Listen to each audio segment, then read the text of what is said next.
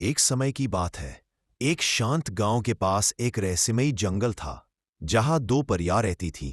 चंद्रिका, जो चांद की तरह शांत और समझदार थी, और तरंगिनी, जो नदी की तरह चंचल और जीवंत थी। गांव का एक साधारण युवक अर्जुन लकड़ियां काटने जंगल में गया और उस जादुई झील तक पहुंचा जहां परियां निवास करती थीं। परियां और अर्जुन की पहली मुलाकात कौतूहल भरी थी, लेकिन धीरे धीरे एक सुंदर दोस्ती में बदल गई। परियां को इंसानों से दोस्ती की अनुमति थी, लेकिन प्रेम वर्जित था। तरंगिनी अर्जुन की सादगी और भोलापन देखकर उससे प्रेम करने लगी।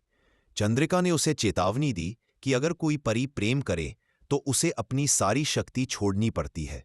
इसी बीच जंगल की गहराइयों से एक पुरानी बुरी शक्ति, दैत्य, जाग उठती है और गांव पर हमला करने का फैसला करता है। जब अर्जुन को खतरे का पता चलता है, वह अकेला ही गांव की रक्षा के लिए निकल पड़ता है, लेकिन दैत्य उसे पकड़ लेता है। उसी समय चंद्रिका और तरंगिनी आ जाती है। चंद्रिका अपनी शक्तियों से लड़ती है, लेकिन दैत्य को हराने के लिए बलिदान चाहिए।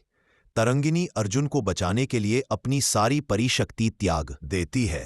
अर्जुन के भीतर वो शक्ति समा जाती है और वह दैत्य से युद्ध करके उसे नष्ट कर देता है। अब तरंगिनी एक आम इंसान बन चुकी थी।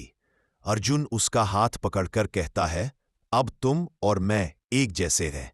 चलो एक नई दुनिया बनाते हैं। चंद्रिका मुस्कुराकर उन्हें आशीर्वाद देती है और परीलोक लौट जाती है।